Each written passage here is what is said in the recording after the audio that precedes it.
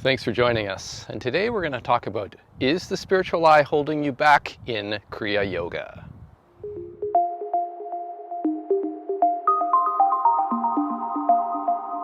So the spiritual eye is a very popular subject in Kriya Yoga, and really the spiritual eye relates to having an internal perception in meditation that allows one to go from a body-aware state into a state of absorption and into a state of samadhi or superconscious awareness.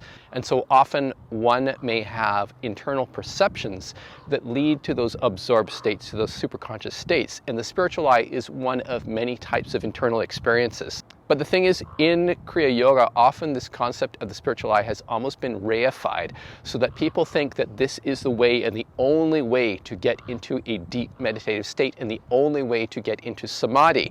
And certainly Yogananda has popularized the idea about the spiritual eye and really brought it into many of his writings. In his commentary to the Bhagavad Gita, he talks about the spiritual eye in this way. He gradually finds that these two spinal currents become converted into one life force, gradually drawing reinforcements of prana from all bodily cells and nerves. This strengthened life current flows upward to the point between the eyebrows and is seen as the tricolored spherical astral eye, a luminous sun, in the center of which is a blue sphere encircling a bright scintillating star. The truly successful yogi fully opens the spiritual eye and penetrates his consciousness through it into the perception of the infinite through the golden eye, the blue light, and the central white star. He experiences respectively the Lord of omnipresent cosmic vibration, Om or Holy Ghost, universal intelligence, Kutastha Chaitanya, Krishna or Christ consciousness, and cosmic consciousness, the blissful absolute. So Yogananda has very clearly defined here what sorts of internal experiences one should be having. And as a result, many Kriya yogis become obsessed with this idea about the spiritual eye, of wanting to see it, of needing to see it, and once they see it, of needing to travel through it. Now in Kriya Yoga, the practice for being able to see the Kutastha, the spiritual eye, is rooted in a practice taught by Lahiri Baba, the great master of Kriya, who initiated the whole lineage of Kriya Yoga.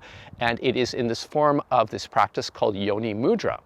And so while Yoni mudra can help to temporarily illumine the spiritual eye, the Kutastha, so that one starts to become aware of subtle vibrations in meditation, Lahiri Baba in his commentaries did not talk very much about the spiritual eye as Yogananda describes it.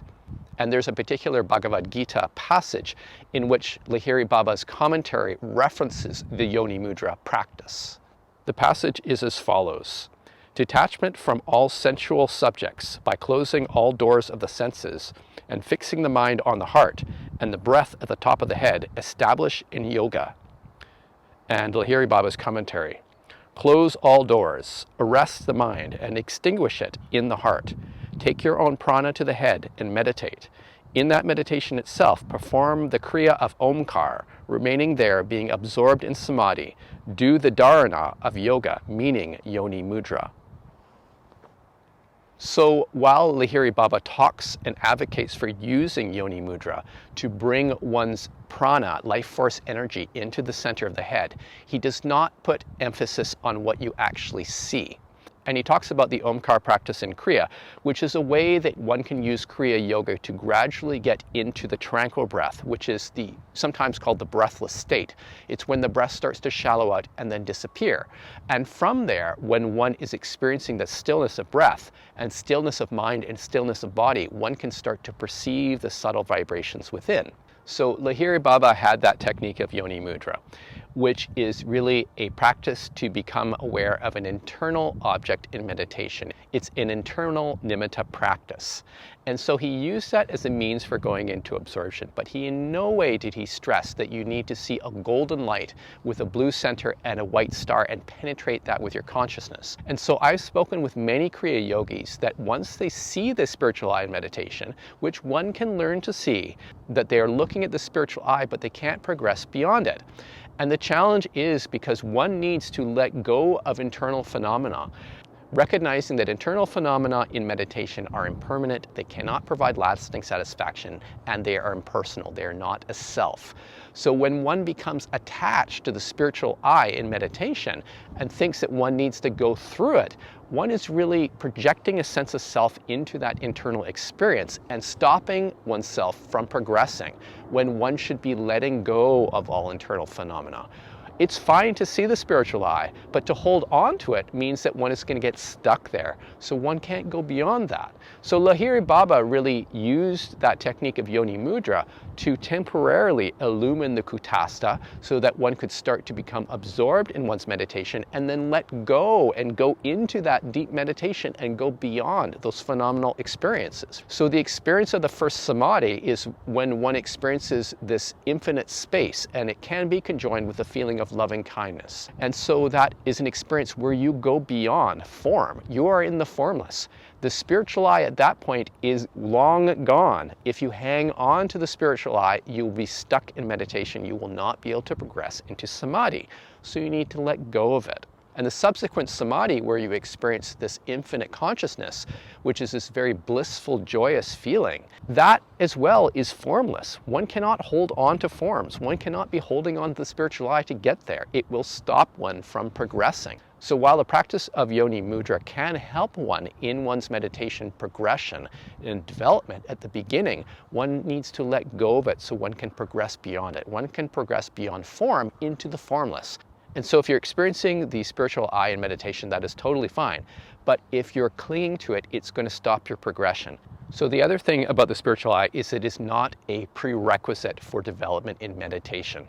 It is one particular path, and it was Lahiri Baba's preferred way for going into absorption and samadhi, but he used it as a transition into deeper states. He did not get stuck there with it. He did not worship the spiritual I. And one does not need to utilize that practice to get into absorption and samadhi. One of the other challenges with people who perceive the spiritual I is often they get fixated on it.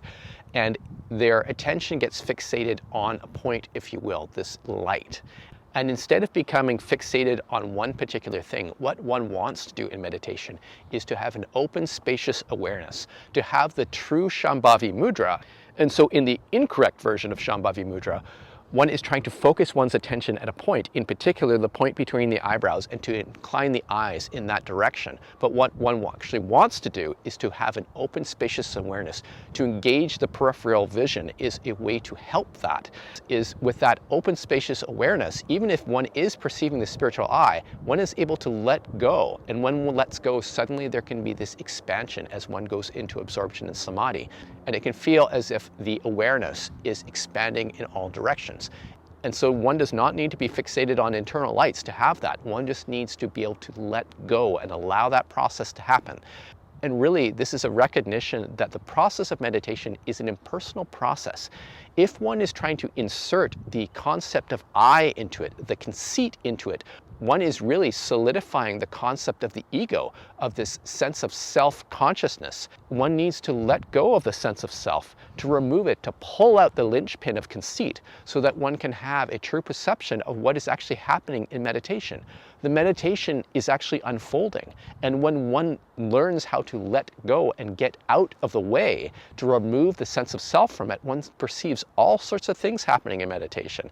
The meditation is occurring itself. It does not require the self to make it happen. So if you're stuck on the spiritual I and it's not allowing you to progress in meditation, just take a step back. Try to see things in a more open, spacious, and aware way, and let go of any attachment to internal phenomena. Allow the meditation to unfold naturally, and you will find that you will start to go into deeper states. You'll go into absorption, samadhi, and beyond. So if you have any questions about this video, feel free to send me an email at info@modernkriya.com. Also check our website at modernkriya.com and our YouTube channel. So thanks for joining us, and we will see you next time.